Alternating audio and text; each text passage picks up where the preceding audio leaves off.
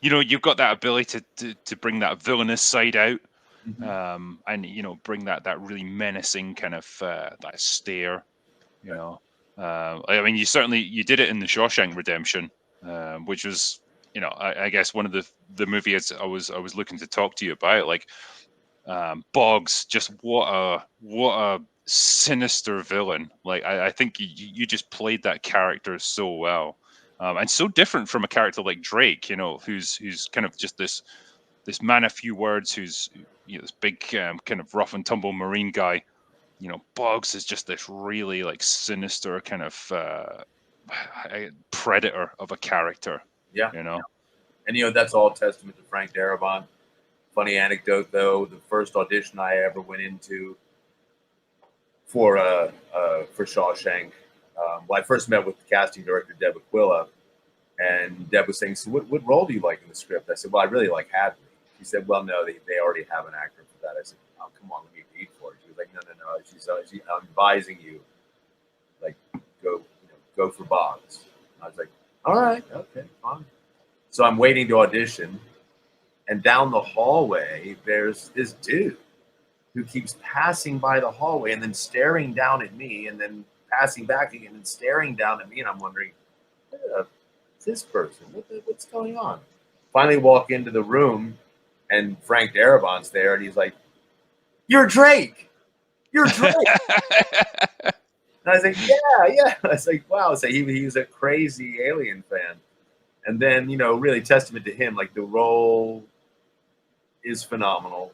The whole script it's like Aliens. There's a handful in my career, and they only come around every so often where you pick it up and it's like, oh my God, this is well knitted, amazing story. And Shawshank was like that. And after my audition, I didn't hear for 3 months. And I thought, wow, man, this is, I couldn't believe I lost out on this because I really nailed it.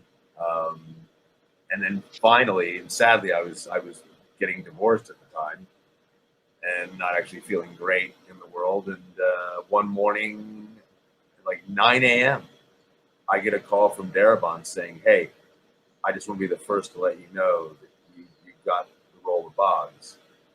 And I was completely gobsmacked. I said, I thought it had gone. I thought it had gone to someone else. And he said, "No, I'll tell you what happened." He said, "I'm not going to name names, but um, they didn't want you in the role."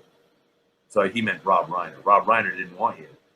And so what Frank did was he said, "Reiner made me go out and search all over New York for an actor to play Boggs." And he said, "I'm not going to tell you who they are, but he said, you beat out a lot of really well-known people."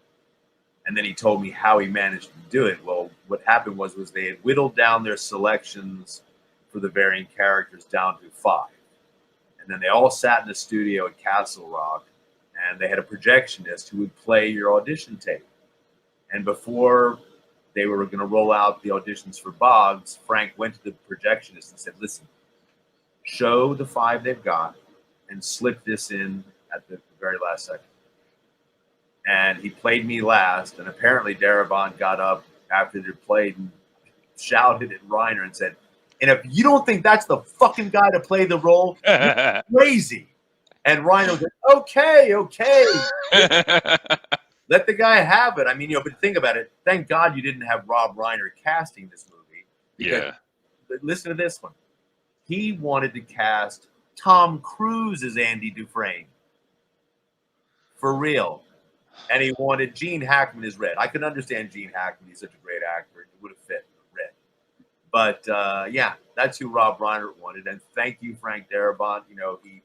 He was my angel, man. He stood up for me. And then just to say, during the process, both in Aliens and in Shawshank, I think what made the film so great is that we rehearsed. I mean, we properly rehearsed. And for Shawshank, we kind of did what you do in the theater. You tape off the theater space and you get into the thing and you rehearse actual scenes. Well, Tim Robbins and I rehearsed all of our scenes together for Shawshank. And Frank just said, "Listen, if something comes, just improvise. Don't just stick to the dialogue as is." So I improvised a whole bunch of stuff. So a lot of the lines you see in the film some of the classic ones, like "I Could Be a Friend to You." Mm. That's me. These are my lines. And there's a great book. It's called Shawshank, the Final Shooting Script. You can get it online. Darabont put it together, and it's fascinating because it's the actual final shooting script with all the anecdotes of our shooting, what was cut, what was kept, why. And Frank is very generous. Numerous occasions, I think it was like 8 of them, where he would say, "I can't take credit for this line. This is Mark Ralston from rehearsal." So it's pretty cool, and I'm really, really proud of that.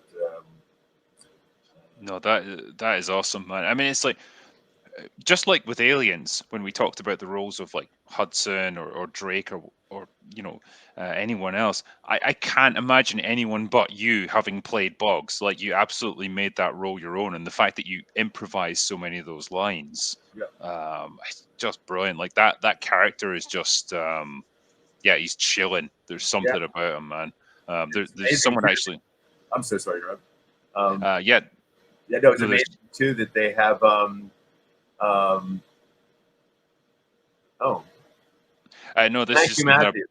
Thank Yeah, you. no, this is just something I brought up. Who donated and said, "Mr. Rolston, you're in my two of my favorite movies of all time, Aliens and Shawshank Redemption. I can't count the number of times I've watched these movies. Thank you for such great entertainment. Your role in Shawshank still creeps me out till this day." Well, thank you, man. I appreciate that. Um, I wanted to say it was like the day that we actually went in and we were shooting the shower scene.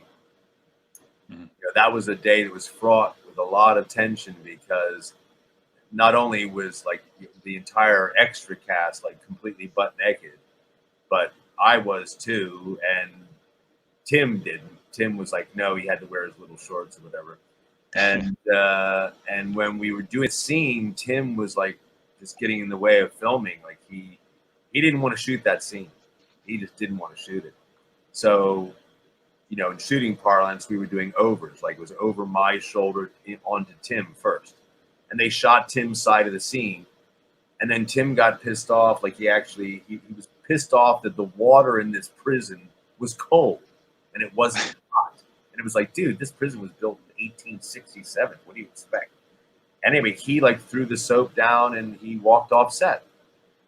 And there was a kerfuffle, and the producer was saying, "Oh, we can move on now. Let's move on." And I was like, "Whoa, whoa, whoa! Wait a second.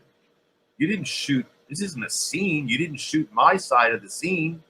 And the producer was saying, "Oh no, we got the scene. We got the scene." I said, "Show it to me. Take me to video. Show me it on video right now." And I'm Irish. I'm Irish. I can get pretty hot, right? I was like, "Show me the scene." She shows me what it was, and you could see my earlobe. And I was like, "That's not a scene." I said, "That's not a scene." I said, "If you don't get that choice word back on this set and shoot my side of this scene, I swear to you, I'll sabotage every scene in this fucking movie." I said that to her. I don't know what to do except that I'm crazy Irish. So sure enough, Darabont went off. He got Tim Robbins. He drove his ass back to the set. Did my side of the scene. One take. What you see on film is one take. Damn. And then we moved on to another one.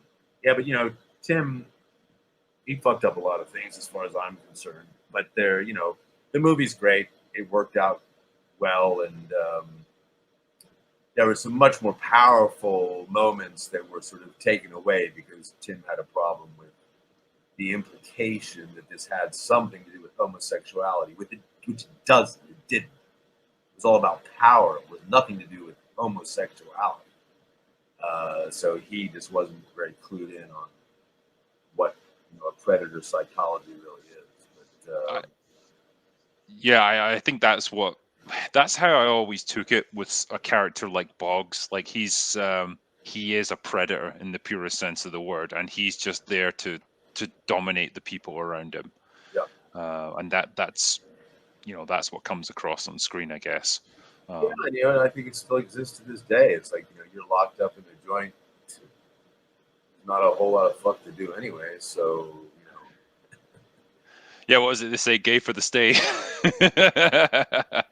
Yeah, but you got to amuse yourself somehow, and quite often, I mean, that's one of the recurring themes in the film. Like at the very beginning, when Fatso, was like, I don't want to be here. I'm not. I didn't do it. It's like you see. Like I've done a lot of prison films, and a couple were actually shot in working prisons, and it's just human beings like meting out their the Neanderthal, kind of like what Putin's doing right now in Ukraine. He's a Yeah. fucking, excuse me, he's a Neanderthal. He's and that's all he knows how to do to validate himself, to do something